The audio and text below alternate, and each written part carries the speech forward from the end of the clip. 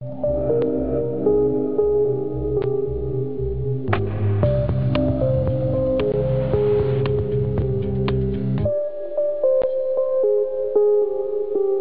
guest today is often spoken of as the guiding hand behind the brothers Shivinder and Malvinder Singh. He's the man that they turned to when they sold Ranbaxy to Daiichi, making 100 billion rupee profit on that.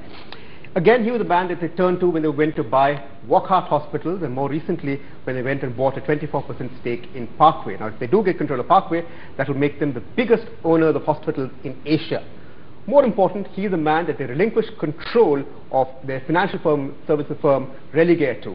Our guest today is Sunil Godhwani, the chairman and managing director of Religare. Sunil, thank you very much for joining us. It's a pleasure to have you here.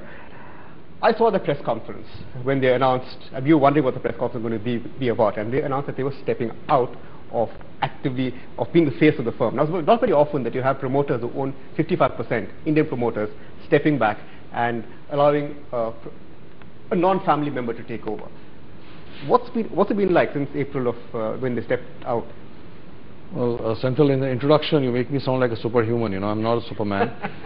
Basically, Religare is composed of very simple, ordinary people. There are no star people here. We're all people that joined and we worked together to build an organization which stands apart than others. I just listened to what you've done. You made $100 billion. It made it sound very good. I'd like to hear that more often. No, but you know, I mean, Malvinder Shivinder have always been on the board of the company, and they were there. They were the guiding force, and Religare has always been a company that has been run from the board.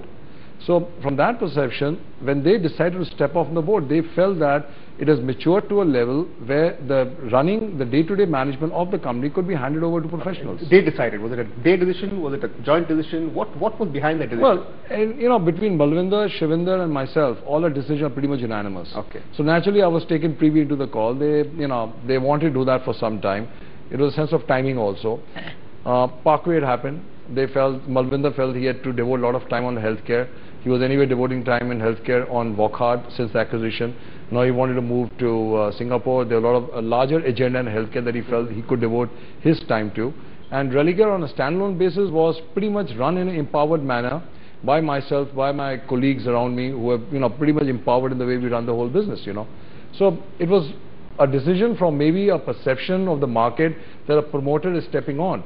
But we have always said a promoter is not defined by the stakeholding. A promoter is more like defined by the sense of bonding, the passion he has for the company. So you're as much as a promoter in that sense? Yeah. I mean, not me. Everybody else in the company. We all have put our lives, we have stakes into the company. So, I mean... You know, when such a deal happens, there is always over-analysis. All kinds of analysis comes out. Let me pick out two, and let me hear your comments on that. One is that they said that you wanted the family out because then it will make it easier for a banking license, because it's not then affiliated to a group.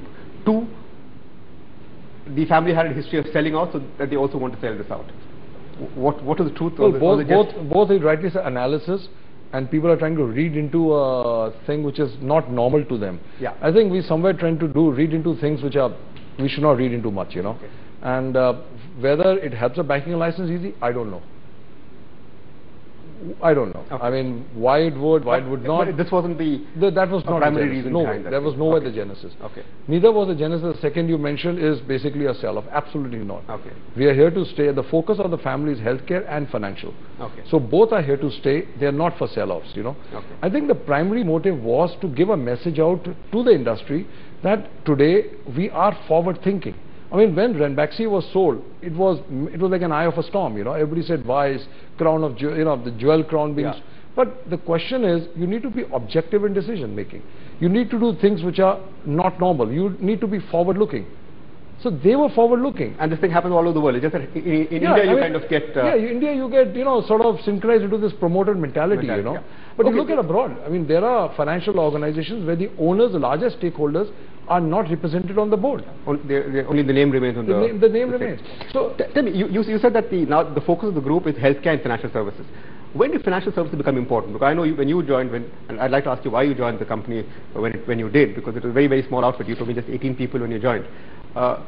Was then, when you joined, was the thinking then that we want to make this a financial powerhouse, or was it just another opportunity that you saw? See, my family and their family has been friends for couple of generations. Okay. I was asked to come on board prima facie because they had this financial services company. It was pretty small and they had an intent to do something with it. Okay. There was an ambition there, but we did not have a roadmap. Okay. They needed somebody they could trust, somebody they could say is family to come on and head it But you had on no a very focused business. you just had the experience in leather exports. Leather exports, and I had absolutely no experience at all, and I didn't even practically know what a stock market is, what equity is, and I still don't know much about it today.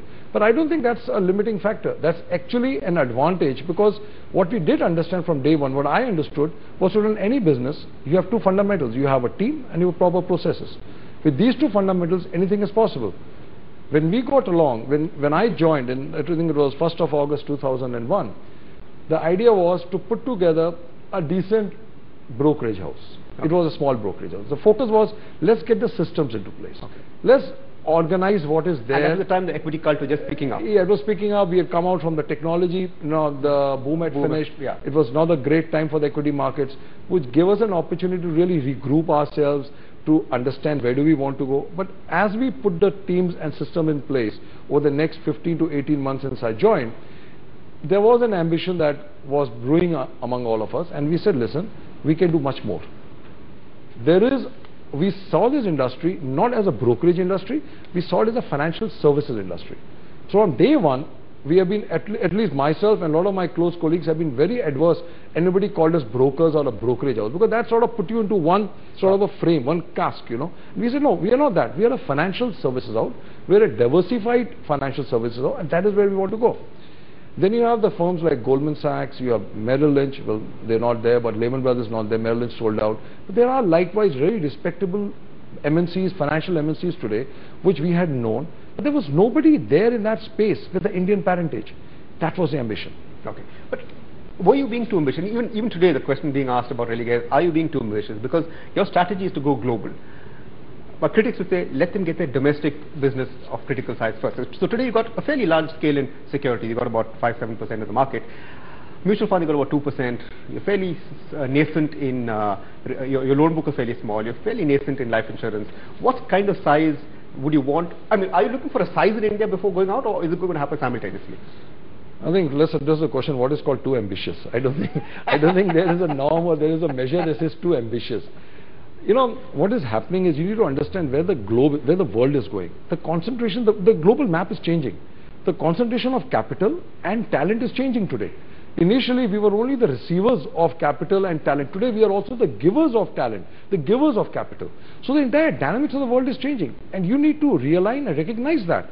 You need to understand that today, as India, where you are positioned today, there is an ability, there is a capability to go out and manage things what we did not have years back. But for that, you need to have the teams in place, the processes in place, and more importantly, the ambition and the passion.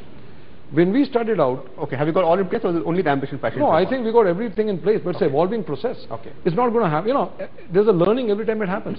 So you reach one benchmark and you up it, and you want to go to the next one. We started off with the brokerage house. I think we established ourselves with creating a pan-India reach. We were we never shifted a head office to Mumbai. We were Delhi-based. We spread out all over pan-India. I have personally traveled to majority of the offices that were set up. I mean, to the we focus on tier 2, tier 3 cities. Okay. We broke up the country into 4 regions, north, south, east, west, and Mumbai, Gujarat as a separate region. And then we broke into sub-regions, states, and into cities and points. Once we got a strategy right in the brokerage sector, we said, listen, now we can expand into commodities, we can expand into lending, lending related to equities, lending related to non-equities. And then we got an opportunity to acquire an asset management company, which we did about a year and a half back, and we took it for, it was 3,000 crores under management. It's close to about 15,000 crores today in about a year and a half. And as we did that, we got into life insurance with Aegon. So majority of the businesses we are in today, we have some are growing, some are being invested in, and some are getting out of the yield curve. How important is a retail banking license here at this stage? If you get it, it'll be great. If you don't get it, what? No, nothing happens. Okay. I mean, idea is if you have a retail banking license, it's good. You need the access to the cheap CASA, so it is there. You can have access to the cheap cash. But if it's not there, we got to act into place. The way to look at it, the business in Religare is basically two things. It's a balance sheet and it's a non-balance sheet. The balance sheet being the consumer lending, the one that depends where you need a lot of cash flow and all. So for that, the banking license would come in very useful. We got the housing company there, which we bought from Maharishi. That's getting launched now. So there's a capital input that's going to happen over there. So the dedication is fully there to build those businesses in India. On the global side, there is a huge opportunity there today to get an investment banking business on the emerging markets. Okay. I'm going to come to that because that's very interesting. You've got McKinsey to help you become an emerging market investment bank, but that's going to come after a very short break. Stay right there. We'll talk about Religare's ambitions abroad right after this break.